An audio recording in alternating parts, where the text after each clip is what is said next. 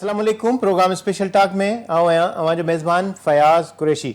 नाज़रीन, सिंध में सियासत की तब्दीली जो अमल भी जारी है। सिंध काबीना में जेका तब्दीली जो अमल ॿीहर कयो वियो पहिरीं फेज़ खां पोइ नेट ॿिए फेज़ में एक सूबाई वज़ीर जो नई काबीना जो हिस्सो बणायो वियो। अहिड़ी तरह सां काबीना में अॻूणो जो सूबाई वज़ीर दोस्त मोहम्मद रायमू खे वज़ारत वठी जिते सलाहकार बणायो वियो, उते मुकेश कुमार चावला जी ॿीहर काबीना में एंट्री कई वई आहे। अहिड़ी तरह सां बाबल बयो जेको हथियारनि जे मामले में जंहिंखे वज़ारत तां इस्तीफ़ा ॾियणो पियो हुयो, उनखे ॿीहर सिंध काबीना जो हिस्सो बणायो वियो आहे। त सिंध काबीना में जिते तब्दीली अमल जारी आहे, उते जेके पुराणा जेके सूबाई वज़ीर जिन में ख़ासि तौर ते इम्तियाज़ शेख जो ज़िक्र कयो पियो वियो, उन जी एंट्री हिन वेले जेको काबीना जो जेको ॿियो मरलो हुयो उन में बि न थी सघी आहे, महरूम रहिजी वियो। कहिड़ा सबब आहिनि उन ते बि ॻाल्हि ॿोल कंदासीं। हालांकि ऐलान त वफ़ाक़ी काबीना में वज़ीर अज़म कयो हुयो, पर उन खां अॻु में सिंध काबीना में तब्दीली जो जेको अमल आहे उहो नज़र आयो।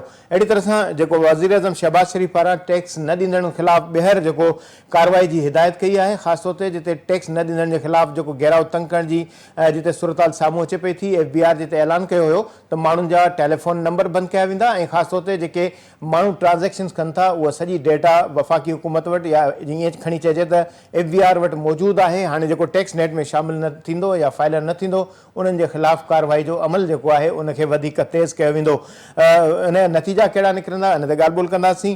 सिंध जो जेको बर्निंग इशू ख़ासि तौर ते जंहिंमें 6 कैनालुनि वारो मामिलो, जंहिं ते सिंध हुकूमत पाकिस्तान पीपल्स पार्टी पारां स्टांस वरितो वियो ऐं जेका वफ़ाक़ी हुकूमत पारां जेको फ़ैसिलो कयो वियो उन जे ख़िलाफ़ मज़ाहिमत ऐं मुखालफ़त जो जेको मामिलो साम्हूं आयो, उन ते वज़ीर अज़म पारां नोटिस वठंदे न सिर्फ़ु न मामले ते ख़दशनि जो इज़हार कयो, बल्कि समूरनि सूबनि खां जेके आबपाशी जा जेके मनसूबा आहिनि उन जे हवाले सां तफ़सील तलब करे वरिता आहिनि। उन ते कहिड़ी अख़बाराई थींदी इन ते बि ॻाल्हि ॿोल कंदासीं। PIA जो मामिलो जंहिंजी मिल्कियत ॿुधाई थी वञे त खरबे रुपयनि खां वधीक इन जी मिल्कियत आहे, पर ताज़ो जेका निजकारी वारी जेका अख़बाराई वारी सूरत साम्हूं आई आहे उन में 10 अरब रुपयनि एवज़ जेको PIA खे नीलाम करण जे हवाले सां ॻाल्हियूं साम्हूं आयूं। ॿुधाए पियो थो वञे त मुख़्तलिफ़ मुल्कनि में PIA जी जेके मिल्कियतूं आहिनि उहे तमामु घणियूं महांगियूं ऐं खरबे डॉलर्स में जेके उन्हनि जो जेको विकिरो थी सघे थो, पर पाकिस्तान में उन जी जेका नीलामी जे हवाले सां जेको अंग अखर साम्हूं आया आहिनि त सिर्फ़ु 10 अरब रुपया जेका ॿोली लॻाई वई आहे। बहरहाल उनखे मुलतवी त कयो वियो आहे, उन ते कहिड़ी अख़बाराई कईंदी उन ते बि ॻाल्हि ॿोल कंदासीं। असांखे जॉइन कयो टेलीफोन लाइन पे सीनियर सहाफ़ी तज़ेकार ताहिर हसन खान साहब।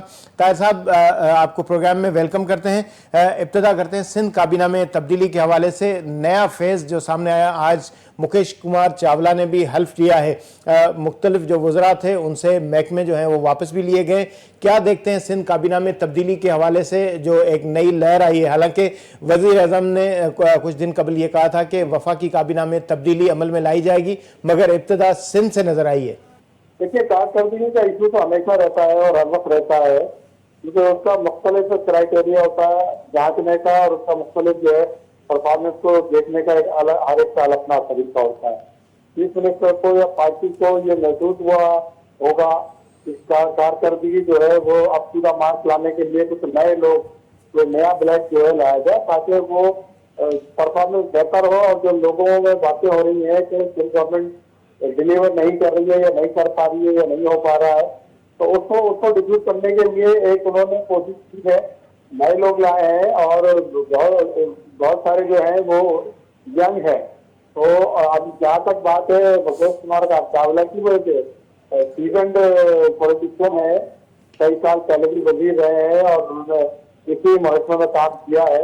उनकी परफॉर्मेंस के हवाले से तो कोई क्वेश्चन मार्क हो सकता है, नहीं भी हो सकता, लेकिन बात यह है कि पुराने पार्टी के वो वर्कर हैं और बहुत मेहनती हैं। उन्होंने माजी में काम भी किया है और माइनॉरिटीज के लिए भी काफी काम किया है, तो उनको वापस लाए।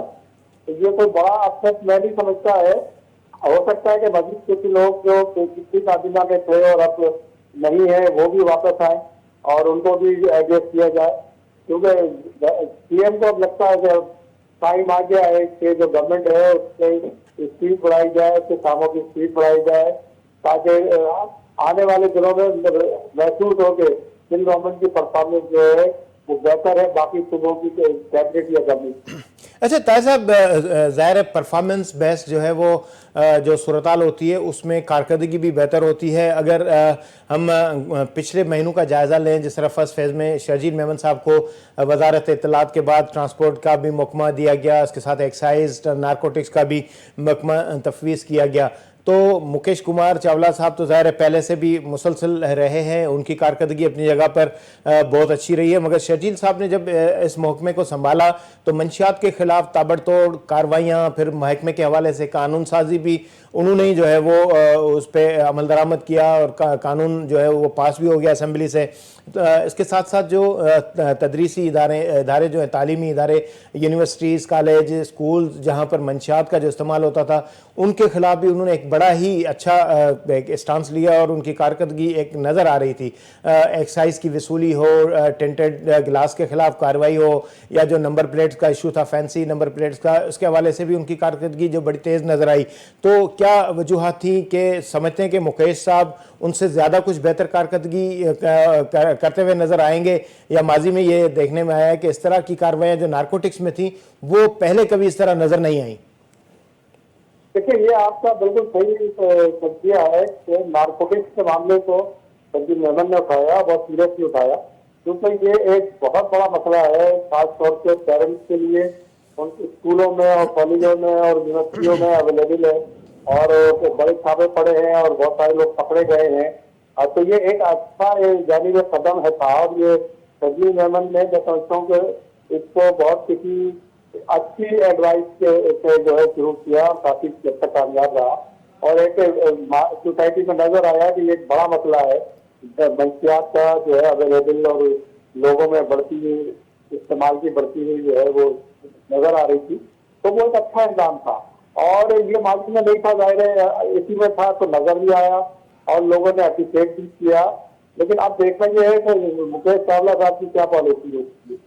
ये देखिए, ये जो मंशियात के खिलाफ एक्शन था कि बिलावल भुट्टो साहब का एक वो था, डायरेक्टिव थी, उसके मुताबिक सारे काम हो रहे थे। अब मुकेश चावला साहब को भी जो है उससे पॉलिसी को चलाना पड़ेगा, और पॉलिसी जो है वो चेयरमैन की है, किसी और की नहीं है।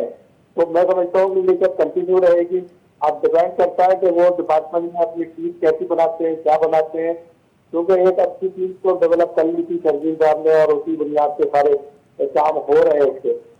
और मैं समझता हूँ कि ये एक बहुत सही डायरेक्शन थी एक्साइज और टैक्सेशन की, कि टैक्स के खिलाफ जो है एक्शन लिया जाए। टैक्स का मामला तो अपनी जगह है, उसमें भी गुंजाइश मौजूद है, बहुत ज्यादा गुंजाइश मौजूद है, और वो अगर उसमें जाए तो मैं समझता हूँ कि एक्साइज का जो कलेक्शन का जो रेवेन्यू कलेक्शन जो है डबल हो सकता है। लेकिन उसमें जो है अभी तवज्जो की जरूरत है, और मैं भी समझता कि एक्साइज टैक्सेशन की जो कैपेसिटी है वो बहुत ज्यादा कलेक्शन की तरफ जा सकती है। उसके लिए आपको मजीद लोग रखने होंगे, मजीद एक्सपर्ट रखने होंगे, ताकि कलेक्शन की तरफ जाए।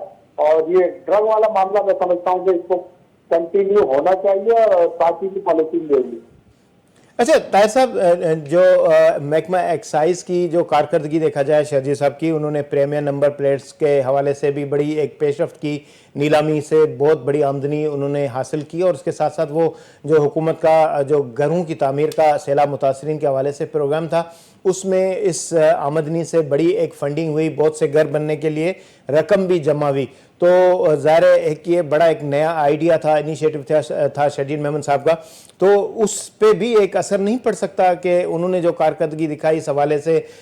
माजी में हमेशा ये रहा है कि सिफारिश पे ये प्रीमियम नंबर प्लेट मिलती थी, मगर उन्होंने इसे एक चैनलाइज किया। उसके बाद फिर ऑनलाइन नंबर प्लेट्स का इजरा, फिर लोगों को घरों तक सहूलत देने के हवाले से, अगर किसी के पास पैसा है, अगर वो 10,000 रुपये के एवज अपने घर पर बैठ कर कागज़ बनाना चाहता है तो वो अप्लाई कर सकता है। तो इस तरह की जो कारकर्दगी थी ये पहली दफ़ा नज़र आई। फिर इसके अलावा उन्होंने और भी कुछ प्रोग्राम रखे थे। उन्होंने कहा था कि हमने जो कानून साजी की, हम चाह रहे हैं कि जो गाड़ियां बगैर रजिस्टर्ड जो सड़कों पर आती हैं, अब उनको शोरूम पर जो है वो नंबर प्लेट मिलेगी, इसके बाद वो सड़कों पर आएंगी। मगर ये जो काम थे, बड़े काम थे, ये फिर पीछे रह जाने का खदशा नहीं बन सकता? देखिए, मैं वही अर्ज करूँ कि इसमें कोशिश की और इसको इम्प्रूवमेंट की तरफ लेके गए, और इसको कलेक्शन की तरफ जोड़ा, क्योंकि नंबर प्लेट का मामला जो है वो बहुत सीरियस मामला था। माजी में सालों से एक्साइज डिपार्टमेंट ने नंबर प्लेट की जारी नहीं की थी, और उसका जो है वो अरबों रुपए का बजट जो है वो कलेक्ट किया गया था लोगों से, लेकिन वो नंबर प्लेट जारी नहीं की गई। तो एक बहुत सीरियस इशू था। और बगैर नंबर प्लेट की गाड़ी, तो आपको पता है कि शहर में स्ट्रीट क्राइम कितना है, बाकी मामला क्राइम कितना है। तो बगैर नंबर प्लेट की गाड़ी तो क्राइम को जन्म देती है और उसमें इजाफा करती है। तो ये एक अच्छा पहलू था, और इससे कलेक्शन की हो रही थी डिपार्टमेंट को भी और हुकूमत को भी जो है रेवेन्यू आ रहा था कि नंबर प्लेट अब फेल हो रही थी। ये एक मेरा ख्याल एक अच्छा योगदान था केजरीवाल का कि उन्होंने इसको रेवेन्यू कलेक्शन से लिंक किया। और एक आपने देखा कि कुछ नंबर प्लेट बहुत ही कॉस्टली गई, और उसका पैसा फिर वो उन्होंने ट्रांसफर किया सैलाब ज्यादा मुतासरीन के घर बनाने के लिए। तो ये एक वेलफेयर का भी काम हुआ और कलेक्शन के, और ये अंदाजा भी हुआ कि ये एक पोटेंशियल है इस सेक्टर में, तो यहाँ से सूबाई गवर्नमेंट अपना रेवेन्यू बढ़ा सकती है। तो ये मैं समझता हूँ कि इसको ये एक मार्केटिंग पॉइंट ऑफ व्यू से बेहतर योगदान था, और इसको कंटिन्यू होना चाहिए, क्योंकि मार्केट में नहीं हुआ था। मैंने विचार किया कि नंबर प्लेट ही नहीं मिलती थी, और लोग जो है परेशान रहते थे कैसे देखेगी। अरबों रुपए डिपार्टमेंट ने जमा किए, लेकिन नंबर प्लेट सही नहीं थी। तो वो भी एक स्कैंडल था, जिससे मैं समझता हूँ कि अब जान छूट गई है, और इसको स्ट्रीमलाइन करना और इसको आगे चलना, ये एक अच्छा इकदाम होगा। जो चावला मैं समझता हूँ कि कोशिश करेंगे कि वो बेहतर करें। अच्छा, शरजीत साहब की एक खुसूसियत ये थी कि हम ये इस तरह अपनी जो महकमा इत्तलात की जो उनके पास वजारत उस हवाले से नहीं कर रहे, मगर ये कि उन्होंने जिस तरह जो कारपोरेट टाइप का एक वो लुक दिखाया था महकमा एक्साइज को, फिर इसके बाद जो नारकोटिक्स की हम बात करें, मंशियात के खिलाफ उन्होंने बहुत बड़ा जिस तरह एकदम किया। आए रोज़ रोज़ाने की बुनियाद पर ये खबरें आती थी कि फलां जगह पर कार्रवाई हुई और बहुत से मंशियात फरोश जो हैं वो मारे भी गए थे। इसके बड़े अच्छे जो है मस्बत असरात भी नजर आए कि मंशियात फरोशों के खिलाफ एक बड़ा क्रैकडाउन था। फिर उन्होंने हालिया दिनों में प्रेस कॉन्फ्रेंस भी की थी, फिर जिस तरह गैर कानूनी इकदाम करने वालों के खिलाफ जो एक्शन नजर आया। बाज़ लोग ये इस तरह भी बातें करते हैं कि शर्जील मेमन को ये चीज़ें महंगी पड़ी, समझते हैं इसी वजह से उनको वजारत से हाथ धोना पड़ा। ये फैक्टर भी एक देखा जा सकता है। देखिए, मैं समझता हूँ कि लोग जाहिर है कि हर तरह से देखते हैं चीज़ों को, और ये बातें भी यकीनन हो रही होंगी कि शख्स के खिलाफ एक्शन लेने की वजह से ही शायद सचिन को जो है वो महत्व से हटाया गया है। लेकिन जाहिर है कि ये पार्टी की पॉलिसी है और वो तब्दीली लाती रहती है, बाकी चीज़ों में तब्दील हुई है। लेकिन ये कि एक अच्छा परफॉर्मेंस थी और एक अच्छी परफॉर्मेंस को कंटिन्यू होना चाहिए था, वजह से कि आपने उस स्प्रिट को तोड़ के एक ब्रेक लगा दिया, और इस ब्रेक के बाद वो दोबारा स्टार्ट होने में और चलने में कितना टाइम देगी, ये तो जाहिर है अब टाइम लगेगा इसमें। और अगर मैं समझता हूँ कि अगर सचिन साहब ने ये एक्शन लिया और रिस्क लिया, जैसा कि आपने कहा मुश्किल सूरत हाल में, तो ये उनका बड़ा काम था और बहादुरी का काम था।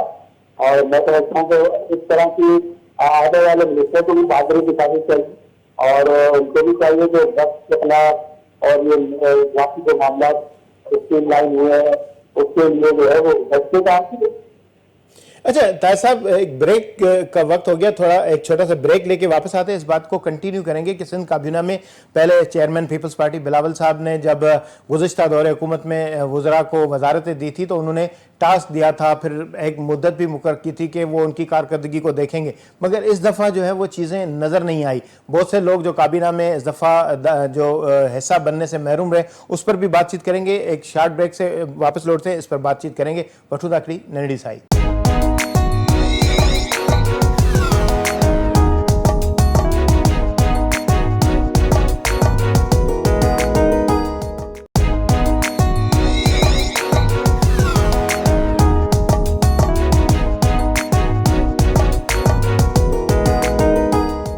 स्पेशल टॉक में बहर बलीकार गालबुल कहते से सिंध काबीना में तब्दीली के हवाले से ताहिर साहब, जिस तरह हम बात कर रहे थे के काबीना में तब्दीली की गई है। चेयरमैन पीपल्स पार्टी पहले कारकर्दगी के हवाले से बड़ा एक वो उनका वाज़ेह एक मौक़िफ़ था, क्योंकि गुज़िश्ता कुछ साल पहले कारकर्दगी कुछ ख़राब नज़र आई, पीपल्स पार्टी की सिंध में ख़राब हुक्मरानी पर तनकीद होती नज़र आई। फिर ये जब बिलावल भुट्टो की एंट्री हुई, उन्होंने मुदाखलत करना शुरू कर दी। फिर उन्होंने एक टास्क दे दिया वज़रा को कि 100 दिनों की कारकर्दगी वो देखेंगे, 3 महीनों की कारकर्दगी देखेंगे। इस तरह का इस दफ़ा स्कोप नज़र नहीं आया। बाबिल भैयो साहब जो पहले काबीना का हिस्सा थे, उनके ऊपर जो असले की जो स्मगलिंग के हवाले से इल्ज़ाम लगा था, फिर उन्होंने रिज़ाइन भी दिया था, उनकी भी दोबारा एंट्री हो गई है। समझते हैं कि वो भी अब वो साफ़ होके आ गए हैं। फिर इम्तियाज़ शेख साहब, उनका नाम भी आता था कि वो काबीना में दोबारा शामिल होंगे, वो भी दोबारा नहीं लाए गए। तो क्या वजूहात इसमें इस मामले में नज़र आ रही हैं? देखिए, वजूहात तो मैं समझता हूँ कि पार्टी ज्यादा बेहतर बता सकेगी। मैं पार्टी में इस सिलसिले में मैंने कोई बात पूरी नहीं है, ना मेरी कोई बात हुई है। तो लेकिन सूरत जो है वो यही है कि नया बुलाए गए नए नौजवान लोगों को लाई है, और एक कंसेप्ट था कि यंग लोगों को कैबिनेट में लाए ताकि ज्यादा एनर्जेटिक अंदाज में काम कर सकते हैं। और जहां तक दूसरे मित्रों का आपका नाम लिया, इम्तियाज और दूसरे, तो उनके हवाले से एक्सेप्ट तो था, लेकिन अगर नहीं हुआ तो इनकी सरप्राइजिंग नहीं है। मैं समझता हूँ कि इसमें भी कोई उनका अपना लायबल होगा, और मेरी के कोई और एक्सटेंशन का हो और मजीद दोबारा इंडक्शन हो तो उसमें हो सकता है, लेकिन अभी फिलहाल तो उसमें नहीं है। और वो मैं समझता हूँ कि उसकी वजह से भी एक ये सूरत सामने आ रही है कि लोग, जैसे आपने बात की कि इनको नहीं लिया गया, तो लोगों की एक वो है सरप्राइज के, वो लोग एक्सपेक्ट कर रहे थे कि वो होंगे और उनको होना चाहिए। नो डाउट इम्तियाज के पुराने ब्यूरोक्रेट है, और उन्होंने अपने डिपार्टमेंट में काफी गजरी लाई, एनर्जी डिपार्टमेंट को खड़ा किया, और न सिर्फ खड़ा किया बल्कि एक बड़ा वायबल बनाया। आज जो इतना बड़ा कोल का मैं समझता हूँ कि माइनिंग हो रही है और बिजली बन रही है, उसमें इम्तियाज का बड़ा रोल है। और मैं समझता हूँ कि उनकी जो है तजर्बे का फायदा उठाना चाहिए, और हो सकता है आगे आने वाले वक्तों में पार्टी फायदा भी उठाए। लेकिन देखिए, एक चीज तो सरकार के मामला में जो तवज्जो नहीं दी जा रही है वो है एजुकेशन, और एजुकेशन की सूरत सिंध में इंतहाई बदतर है। यानी ये हम तो अपने तौर पर एज्यूम कर लेते हैं कि सिंध जो है तीसरे नंबर पे है एजुकेशन के स्टैंडर्ड के हिसाब से, लेकिन मैं समझता हूँ कि उससे भी कहीं पीछे है। अरबों रुपए खर्च करके भी सिंध में अगर एजुकेशन बेहतर ना हो, टीचरों का स्टैंडर्ड बेहतर ना हो, स्कूलों की हालत बेहतर ना हो, तो ये एक बहुत ही सरप्राइजिंग है और बल्कि भी शॉकिंग है। और बिलावल साहब को भी और सीएम को भी ये बिल्कुल इसको बहुत सीरियस टास्क के तौर पर देखना चाहिए। जैसे हेल्थ में तो उन्होंने बहुत सक्सेसफुली अपने रिस्पॉन्सिबिलिटी पूरी की, और हेल्थ का सेक्टर जो है बेहतर हो गया। अब मैं समझता हूँ कि जब उन्होंने यूनिवर्सिटी और बोर्ड भी अपने पास रखा है प्लेसमेंट में, तो एजुकेशन भी अपने पास रखें और उसको बेहतर करें। ये बहुत मुश्किल टास्क है, लेकिन ये सीएम बहुत आराम से कर सकते हैं। वो बहुत मेहनती और जिम्मेदार के काम करने वाली शख्स है। तो एजुकेशन पर अगर तवज्जो देंगे तो मैं समझता हूँ कि आने वाले इलेक्शन में उनको जो है इसका बहुत फायदा होगा। अच्छा ताहिर साहब, एजुकेशन के हवाले से आपने बात की, बड़ा अहम शोबा महकमा है। पहले ये कहा जाता था कि बहुत बड़ा महकमा है, फिर इसे 2 हिस्सों में तकसीम किया गया, प्राइमरी सेकेंडरी फिर और कॉलेज एजुकेशन यूनिवर्सिटीज़ को अलग किया गया। तो ये एक 2 सेक्रेटरी भी बैठ गए, 3 सेक्रेटरी भी हो गए। फिर ये सारे मामला इस तरह डिवाइड होने के बावजूद फिर 50,000 से ज़ायद जो है वो भर्तियां भी की गई। फिर मामला आया सैलाब का, तो कहा गया कि भाई सैलाब ने स्कूलें 20,000 से ज़ायद स्कूलें तबाह कर दी, मगर तालीम तो जारी है, लोग तो पढ़ते हैं रहते हैं। आखिर क्या वजूहात हैं कि ये जो इल्ज़ाम है घोस्ट स्कूलों का, वो भी ख़त्म होने पे जो है वो नाम नहीं ले पा रहा। सरदार शाह के हवाले से कहा जाता था कि बड़े इंटेलेक्चुअल टाइप के बंदे हैं, वो बड़ी उनकी अच्छी कारकर्दगी है, मगर वो भी कामयाब होते नज़र नहीं आ रहे। आए दिन स्कैंडल, किताबों का स्कैंडल हो रहा है, कभी किताब स्कूलों में नहीं पहुँच रहे, कभी और इशूज़ आ रहे हैं। जो उन्होंने डिजिटल अटेंडेंस का सिलसिला शुरू किया था, वो भी अब वो ठंडा होता हुआ नजर आ रहा है। उन्होंने कहा था कि मैं मॉनिटरिंग पे अफसरान रखूंगा, मगर फिर भी वही सारी चीजें नजर आ रही हैं। एजुकेशन क्यों आखिर सिंध हुकूमत से वो आगे नहीं बढ़ा जा रहा? देखिए, अगर आप सिंध एजुकेशन का बजट देखेंगे तमाम सूबों से हाईएस्ट और परफॉर्मेंस 0 है। इसके मुकाबले में पंजाब का बजट 10 है, लेकिन उनकी परफॉर्मेंस जो है वो बहुत अप टू द मार्क है।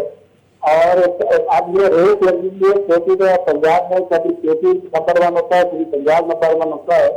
और ये इसमें बहुत ही पहले में कोई शर्मिंदगी नहीं है तो सिंध का कोई नंबर ही नहीं है, क्योंकि ना तो पीपल्स पार्टी, हालांकि वो अवामी पार्टी है, गरीबों की पार्टी है, नारे भी इसके यही है, लेकिन मैं ये समझता हूँ एजुकेशन देने में पीपल्स पार्टी का जो स्टैंडर्ड है वो बेहतर नहीं हो पाया। शायद टीचरों का कलेक्शन का मेयार में भी समझता हूँ कि इतना स्टैंडर्ड का नहीं है, या फिर जो है एजुकेशन देने का जो तरीकेकार है वो उसमें तब्दीली की जरूरत है। इसमें देखिए मैं दिन भर मुखालफत नहीं कर रहा। सरदार क्या आपने जैसे कहा बड़े इंटेलेक्चुअल है, तो इंटेलेक्चुअल से कोई और काम है, एजुकेशन चलाना एजुकेशन का काम है, ये इंटेलेक्चुअल का काम नहीं है। ये जो एटम बम नहीं बनाना जो है, इसमें बच्चों को एजुकेशन देनी है, बहुत सिंपल और बहुत मुश्किल काम है। तो इसके लिए एजुकेशन एक्सपर्ट जो है उनको हायर किया जाए, उनकी जो टास्क फोर्स बनाई जाए, वो आपको बताएं कि किस तरीके से देनी है एजुकेशन, कहाँ देनी है, किस जगह पे देनी है, किस लेवल पे देनी है। कोई सिवाय एजुकेशन डिपार्टमेंट में ट्रांसफर पोस्टिंग के, प्रमोशन के, छुट्टियों के और मेडिकल बिलों के कोई और काम नहीं हो रहा। एजुकेशन पे कोई बात नहीं हो रही, इससे कोई मैं समझता हूँ कि डिस्कशन नहीं हो रहा, सिलेबस पे कोई काम नहीं हो रहा, सिवाय इसके कि बस बच्चे स्कूलों में भरो और उसके बाद उनको पास करके आगे बढ़ा दो।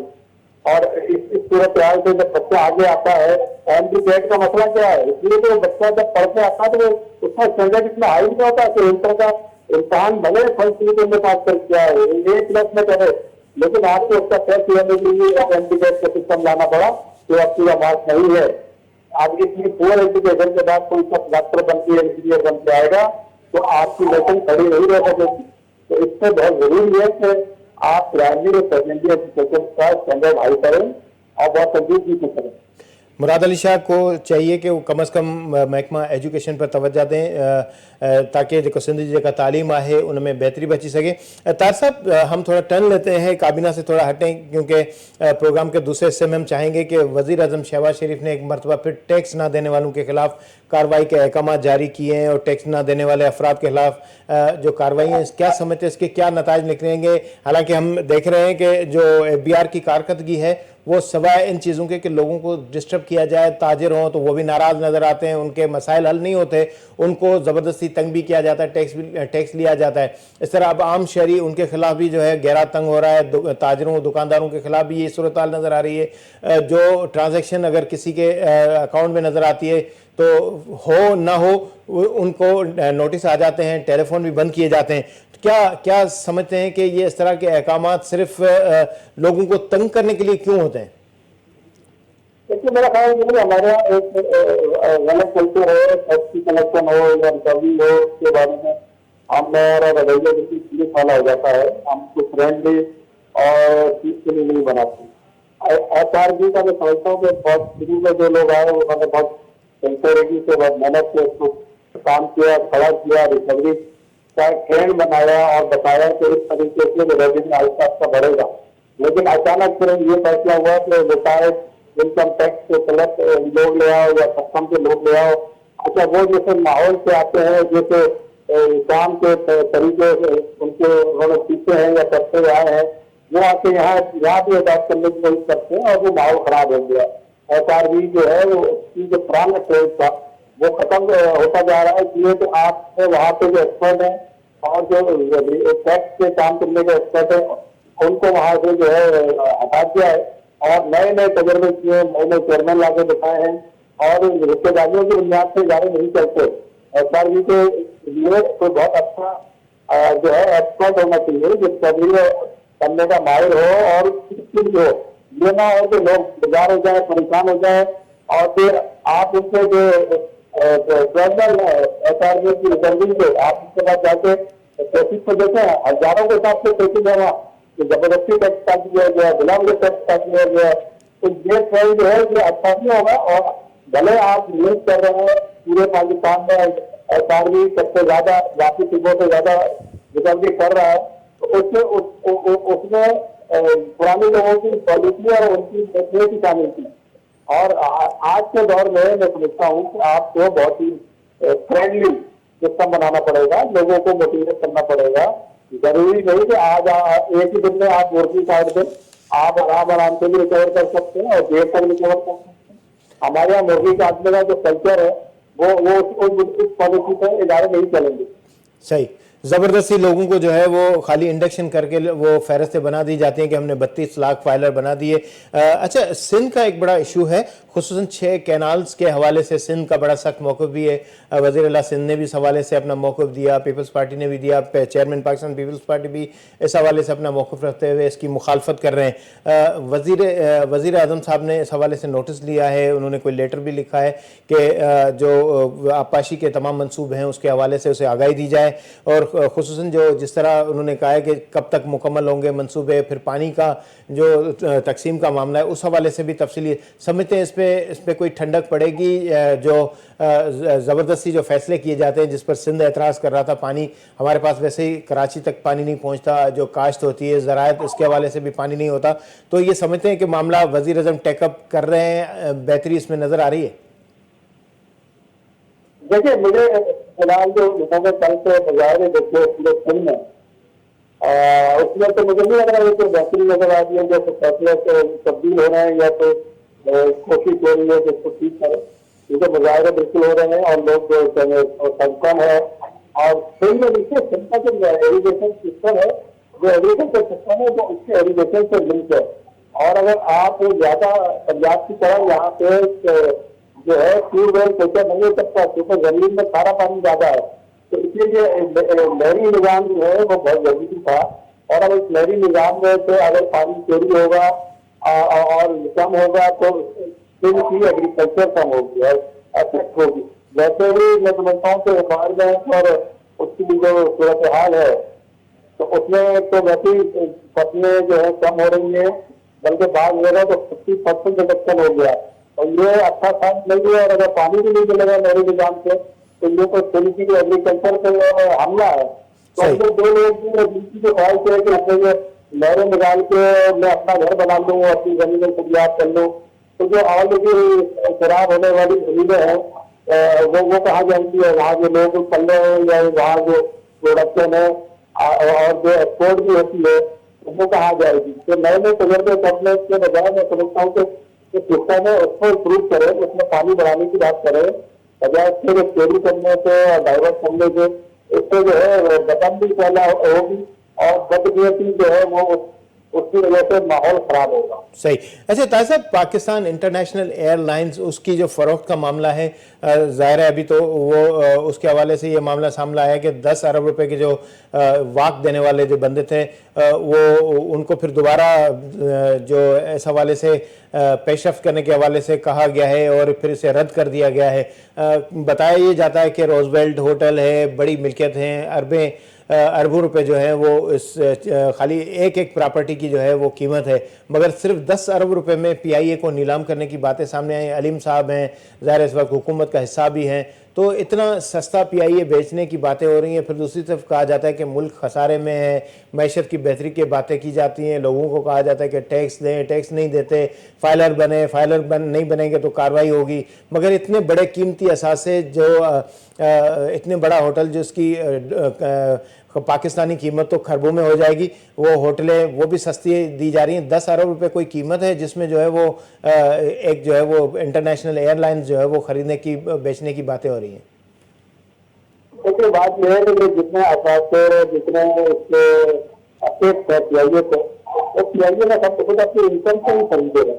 इसका मतलब इसमें पोटेंशियल था और पोटेंशियल है, उसको प्रोफेशनल अंदाज में चलाने की जरूरत है। PIA के जहाजों को जो है वो ऐसा की बस न बनाए, इसको जहाज बनाए और पैसेंजरों को जो है वो सहूलियत है, इज्जत है। तो असल बात यह है कि चलाने के जो तरीके हैं उसमें तो इख्तियार नहीं किया जा रहा है। इसलिए उसका एक बदकिस्मती से बड़ा मसला यह है कि औकात वर्कर पे या मुलाजमीन को डाल दिया जाता है कि इनकी वजह से लॉस हो रहा है। कोई लॉस है वो तो आप स्टेट की जिम्मेदारी है रोजगार देना, वो उसमें दिया है। तो जिन लोगों को आप बहुत बड़े बड़ी पोजिशनों पर लाते हैं, बहुत बड़े बड़े इंसेंटिव पे लाते हैं, वो क्या कर रहे हैं? वो सितारे को चला के वहाँ पे इनकम जनरेट नहीं हो रही। ये इतना बड़ा क्वेश्चन है और इससे कोई मेरा खाली तवज्जो देने की जरूरत थी, देनी भी चाहिए। आपको मैं एक बात बताऊं तो जब ये इसी तरह का माहौल जो है पिछले 25 साल पहले भी हुआ था। और उसके बाद जो है वो फिर ये हुआ कि एक वजीर साहब ने जो नीचे अपनी एयरलाइन खड़ी की, सही। इसको पीआईए को डैमेज कर। तो अब वही मैं समझता हूँ कि वही में ट्रेन दोबारा चलने के लिए सी आ रही है कि फिर तो एयरलाइन खड़ी होगी, पीआईए के कंधे में सवार होकर और फिर इसको जो है बिठाने की कोशिश की जाएगी। इसका सिर्फ एक रूट अरबों रुपए जो है वो कमा के दिखता है। तो आपने जो रीढ़ जो है वहां से आउटसोर्स कर दिया, कमीशन फिक्स रेट के चक्करों में दूसरे ममालिक को दे दिया, तो ये कौन सा तरीका है?